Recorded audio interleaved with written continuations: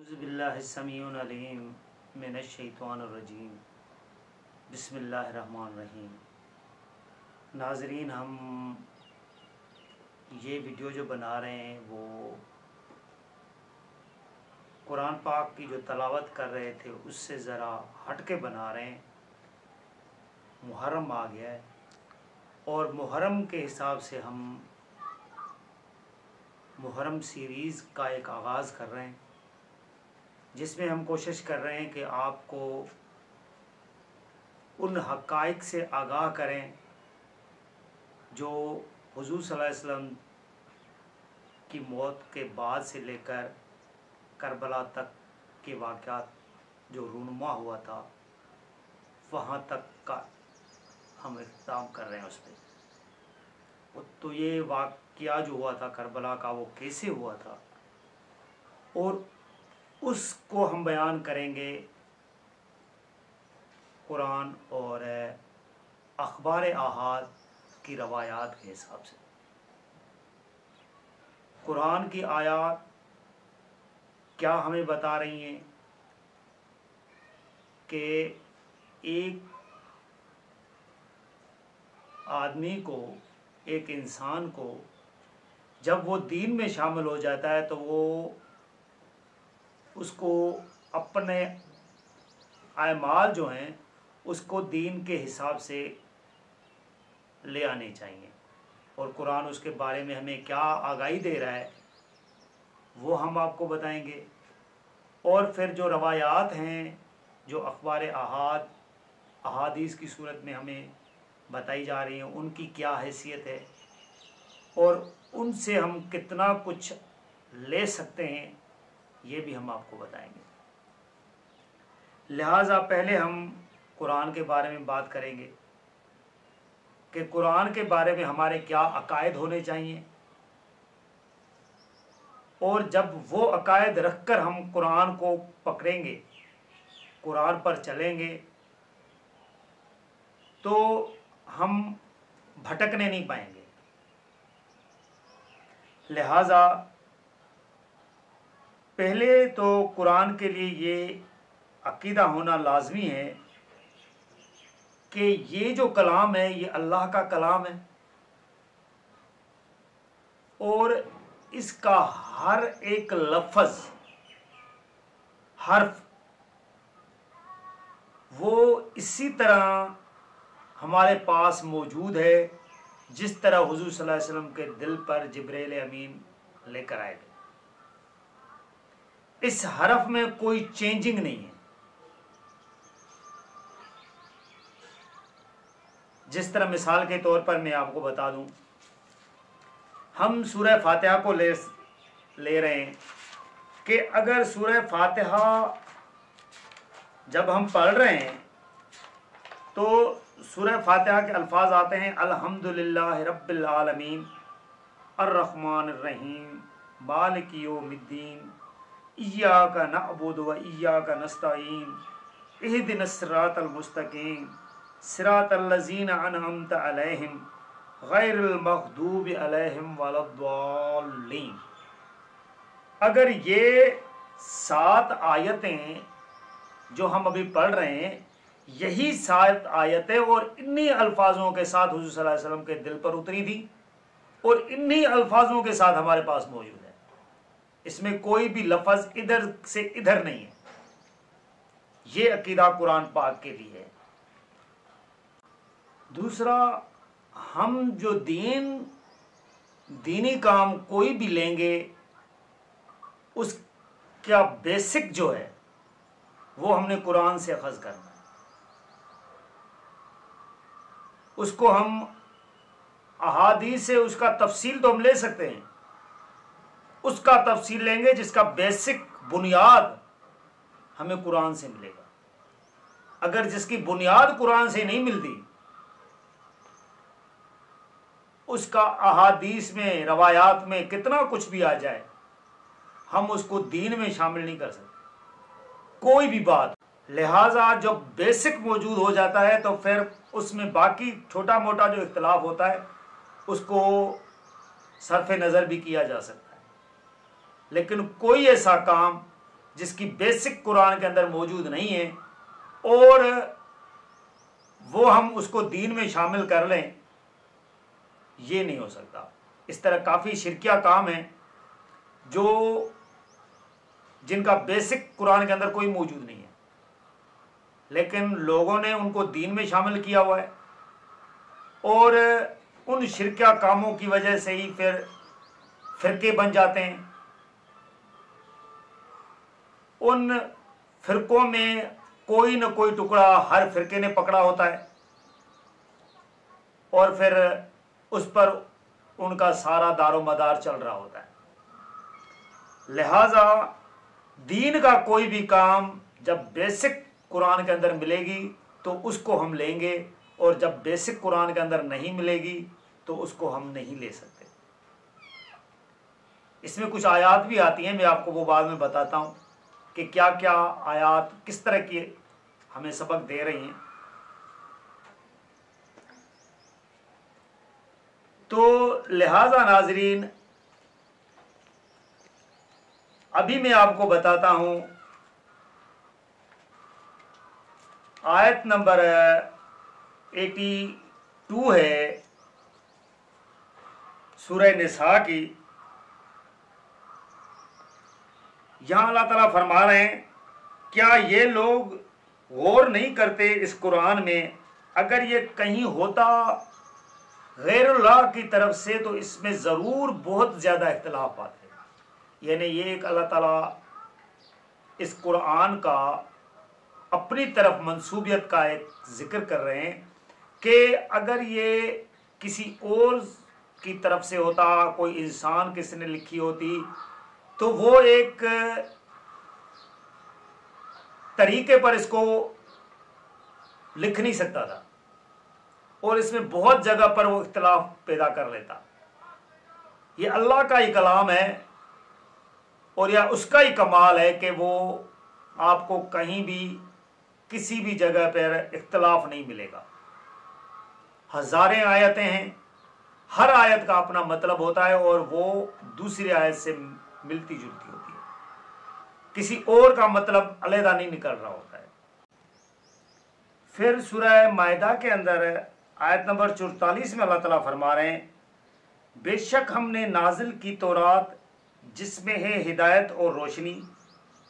فیصلہ کرتے تھے اسی کے مطابق انبیاء اور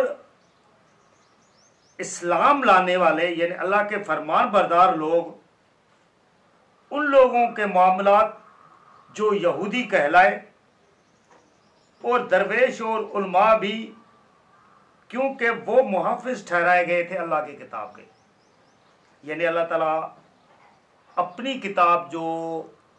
تورات دی تھی یہودیوں کو، ان کے لیے فرما رہے ہیں کہ وہ جو انبیاء تھے،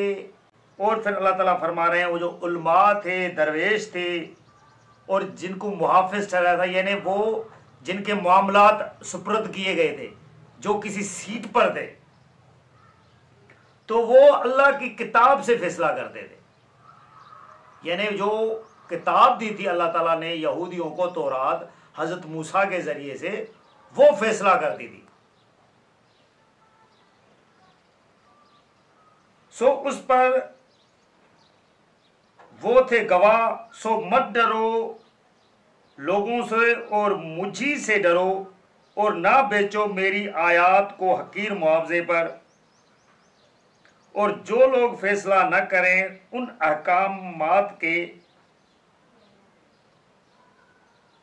احکامات کے مطابق جو نازل کیے ہیں اللہ نے، تو ایسے ہی لوگ کافر ہیں۔ یعنی اللہ تعالیٰ فرما رہے ہیں کہ وہ لوگ جن کو ہم نے کتاب دیے، اگر وہ اللہ کے احکامات کے مطابق فیصلہ نہیں کرتے تو وہ لوگ کافر ہیں، وہ انکار کرنے والے ہیں۔ اور اللہ تعالیٰ فرما رہے ہیں کہ میری آیات کو حقیر معاوضے پر مت بیچو۔ مت بیچنے کا مطلب کہ یہ آپ آپ کو کسی نے پیسے دے دیے، کوئی اس طرح کا کوئی لالچ وغیرہ دے دی، تو اور آپ نے فیصلہ الٹ کر کے دوسری سائڈ پہ کر دیا۔ پھر آگے اللہ تعالیٰ فرما رہے ہیں، اور بھیجا ہم نے ان نبیوں کی نقوش قدم پر عیسیٰ ابن مریم کو تصدیق بنانے والا، جو عیسیٰ موجود تھا اس سے پہلے تورات میں سے، اور عطا کی ہم نے اس کو انجیل جس میں ہدایت اور روشنی ہے، تصدیق کرتی ہے اس حصہ کتاب کی جب موجود تھا تورات میں سے، اور ہدایت اور نصیحت پرہیزگاروں کے لیے، اور چاہیے کہ فیصلہ کرے اہل انجیل اس قانون کے مطابق جو نازل کیا ہے اللہ نے اس میں سے، اور جو نہیں فیصلہ کرتے اس کے مطابق جو نازل کیا ہے اللہ نے تو ایسے ہی لوگ نافرمان ہیں۔ یعنی پھر اللہ تعالیٰ عیسائیوں کے لیے بتا رہے ہیں کہ ہم نے ان کو بھی انجیل دی اور ان کو بتایا کہ اسی کے مطابق فیصلہ کریں، یعنی جو کتاب جس نبی کو دی گئی ہے وہ کتاب فیصلہ کرے گی۔ اسی لیے میں نے بتایا کہ یہ جو کتاب ہے دین ہم اس کتاب سے لیں گے، جو ہم دینی بات اخذ کریں گے وہ اس کتاب سے کریں گے، وہ ہم اخبار احاد روایات سے نہیں کر سکتے۔ پھر آگے اللہ تعالیٰ فرما رہے ہیں پھر نازل کی ہم نے اے نبی تم پر یہ کتاب حق کے ساتھ جو تصدیق کرتی ہے اس کی جو موجود ہے اس سے پہلے کتابوں کی،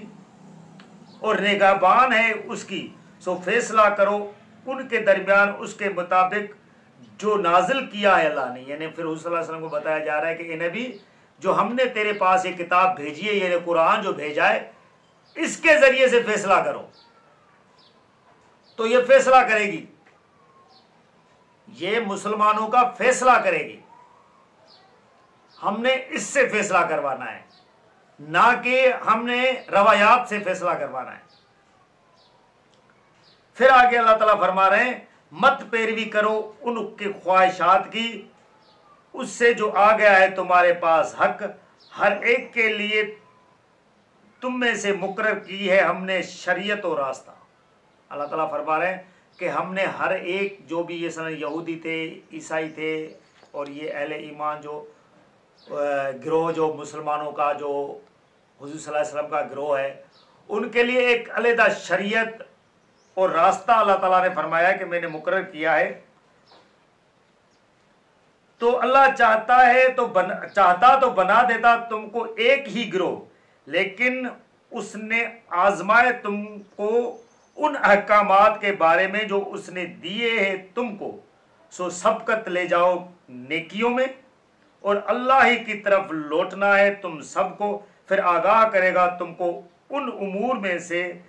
جن میں سے تم اختلاف کرتے تھے۔ یعنی اللہ تعالیٰ فرما رہے ہیں جو میں نے احکامات دیے ان میں اللہ تعالیٰ نے ہر گروہ کو علیحدہ علیحدہ حکم دیے، اور ہر گروہ کو بتایا ہے کہ اپنے اس احکامات میں سے جو ہے وہ آپ کام کریں۔ اگر اس میں آپ جس میں بھی آپ اختلاف کرتے ہو تو اللہ تعالیٰ اس کا فیصلہ کرے گا۔ یہ وہ جو کتابی علیحدہ ہے، لیکن یہ نہیں کہ یہ حکم شیعوں کے لیے علیحدہ ہے، سنیوں کے لیے علیحدہ ہے، بریلیوں کے لیے علیحدہ ہے۔ وہ تو انہوں نے حضور صلی اللہ علیہ وسلم کے گروہ میں سے انہوں نے فرقہ بنایا ہے، لہذا فرقے کے لیے تو اللہ تعالیٰ نے منع کیا ہوا ہے کہ فرقے مت بناؤ۔ سورہ مائدہ میں اور آیت نمبر 67 اور 68 میں اے رسول پہنچا دو جو کچھ نازل کیا گیا ہے تم پر تمہارے رب کی طرف سے، اگر نہ کیا تم نے ایسا تو نہ کیا حق ادا اس کی پیغمبری کا، اور اللہ بچا لے گا تم کو لوگوں کے شر سے، بے شک اللہ نہیں دکھاتا کامیابی کی راہ کافروں کو۔ یعنی یہ بھی سوچنا کہ اللہ تعالیٰ نے جو وحی نازل کی ہے وہ ساری کی ساری حضور صلی اللہ علیہ وسلم نے دی بھی ہے، پتہ نہیں دی ہے۔ یہ بھی آیت اس کے لیے بتا رہی ہے کہ اللہ تعالیٰ نے بتایا کہ سارا کچھ پہنچا دو، حضور صلی اللہ علیہ وسلم نے سارا کچھ پہنچا دیا ہے۔ جو بھی وحی اتری تھی حضور صلی اللہ علیہ وسلم کے پاس من اور ان اسی طرح اسی الفاظوں میں حضور صلی اللہ علیہ وسلم نے پہنچا دیے، اور جو قرآن کی صورت میں ہمارے پاس موجود ہے۔ پھر آگے اللہ تعالیٰ فرما رہے ہیں آیت نمبر 68 میں اے پیغمبر کہہ دو اہل کتاب نہیں ہو تم کسی راہ پر جب تک قائم نہ کرو تورات اور انجیل کو۔ یعنی حضور صلی اللہ علیہ وسلم کے ذریعے عیسائیوں اور یہودیوں کو کہا جا رہا ہے کہ آپ تب تک راہ پر نہیں ہو جب تک تورات اور انجیل کو قائم نہیں کرتے ہو، یعنی اپنی زندگی میں اپناتے نہیں ہو۔ اگر حضور صلی اللہ علیہ وسلم کے ذریعے ان اہل کتاب کو کہا جا رہا ہے کہ آپ تورات اور انجیل کو اپنی زندگی میں لاؤ، تو کیا حضور صلی اللہ علیہ وسلم کی جو گروہ ہے، یعنی جو اہل ایمان، جو آج کا مسلمان ہے، وہ قرآن کو اپنی زندگی میں لائے بغیر راہ پر ہو سکتا ہے؟ حضور صلی اللہ علیہ وسلم ان کو کہہ رہے ہیں کہ آپ تورات اور انجیل کو اپنی زندگی میں لاؤ، اور اپنے گروہ کو کہیں گے کہ آپ قرآن کو پھینک دو، آپ قرآن سے ہٹ کے بات کر لینا۔ نہیں، یہ بھی جب تک قرآن کو اپنی زندگی میں نہیں لائیں گے تب تک راہ راست پر نہیں ہے۔ قائم کرو تورات اور انجیل کو اور اس تعلیم کو جو نازل کی گئی ہے تم پر تمہارے رب کی طرف سے، یعنی ان کو بتایا جا رہا ہے کہ آپ تورات اور انجیل کو قائم کریں، اور حضور صلی اللہ علیہ وسلم کو بتایا جا رہا ہے ان کو بتاؤ کہ اس تعلیم کو جو نازل کی گئی ہے تم پر۔ پھر آگے اللہ تعالیٰ فرما رہے ہیں کہ اے نبی پیروی کیے جاؤ تم اس وحی کی جو کیا گیا ہے تم پر تمہارے رب کی طرف سے، نہیں ہے کوئی آقا اس کے سوا، او منہ پھیر لو شرک کرنے والوں سے۔ یعنی حضور صلی اللہ علیہ وسلم کو کہا جا رہا ہے کہ اے نبی آپ اس وحی کی پیروی کریں، یعنی اس قرآن کی پیروی کریں جو تمہاری طرف ہم نے کیے، اور